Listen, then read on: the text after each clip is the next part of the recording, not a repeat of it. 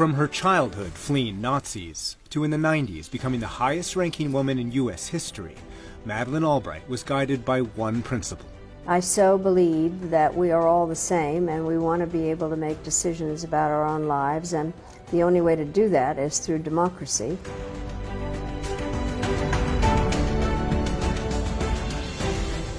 But the turning point did come. Congratulations, Madam Secretary. Madeleine Albright has the strength and wisdom to help ensure that America remains the indispensable nation. For her name is still synonymous with America as a force for good in the world. I have often been the only woman in the room. How significant is it that a woman is now Secretary of State for the United States of America?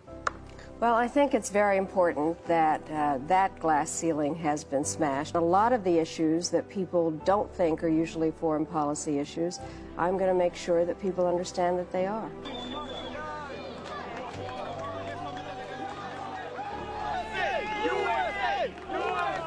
An experience that informed her work ending genocide in Kosovo. Now it's an independent country, and there's a whole generation of little girls whose first name is Madeleine. The entire world is a better, a safer, and a more peaceful place because of people like Secretary Albright. The people of Kosovo have had the opportunity to witness firsthand the transformative power of her leadership. She was a person that always stood on the right side of history, but in our particular case, she became our voice. She became the voice of the voiceless. She became the power of the powerless. She made sure that our very basic rights were protected when so many around the world didn't even know that we existed. 2 years ago in Kosovo, 20 years after the conflict there, freed them of a genuine threat of genocide. We walked hand in hand through Pristina on a sunny, sunny June day. Down the street, there were about 250,000 people there. It's a lot of people in a small country like that. And we came to the subject of our stroll, which was a beautiful bust of Madeleine in a shrub-surrounded, tall stand that was their tribute to her for being there for them. We see that legacy honored. All the things she did with Kosovo, with Bosnia, we see it in so many ways. Today, we have the President, the Prime Minister, and the former President of Kosovo here.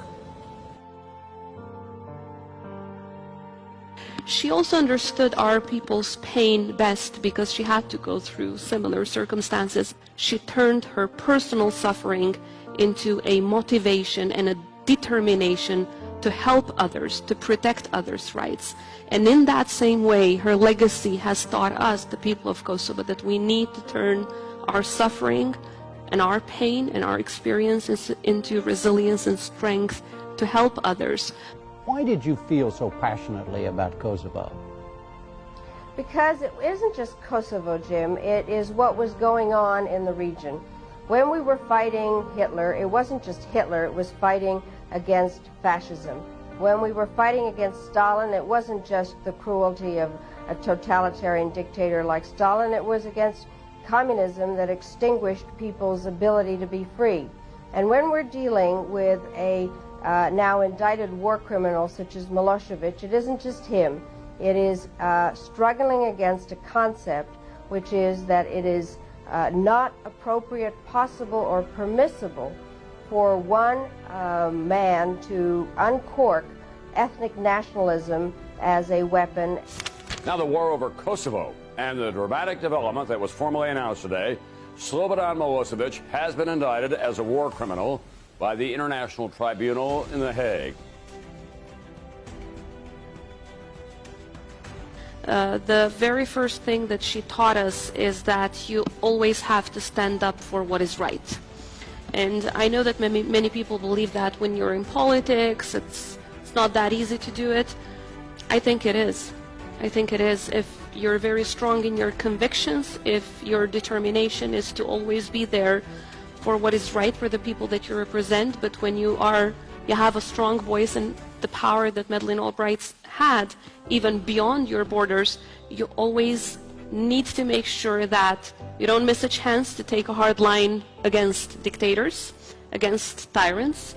She showed that in the Balkans. She showed that in other parts of the world, and she always spoke up, never compromising the values that made her who she was. Secondly, she taught us that no matter what our jobs, we should always remain true activists at heart.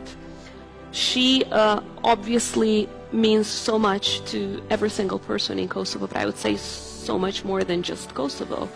The legacy that she has left behind for the entire world is one that it teaches us today, and not just those of us that had the luck to know her, to be mentored by her, but everyone, even future generations, how important it is to stand on the right side of history, and not just important for today, for our today, but it's as important for our tomorrow, for the future generations, so that we defend at any price the very values that stand at the foundations of our countries, which she helped build.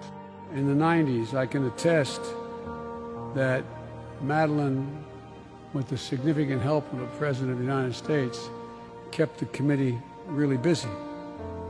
And our work to halt genocide in the Balkans, support new democracies in Eastern and Central Europe, to develop Plan Colombia, and all those undertakings, Madeleine was an incomparable ally and advisor beyond the President to me and to others in the committee. She always had a knack for explaining to the American people why it mattered to them that people everywhere in the world were struggling to breathe free.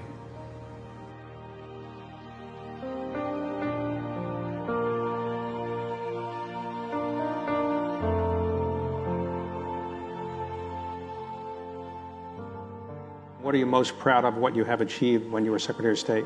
When people ask me what I'm proudest of, it's Kosovo. There is a whole generation of little girls whose first name is Madeleine, and they all are so grateful for what the United States did. So that's what I'm proudest of.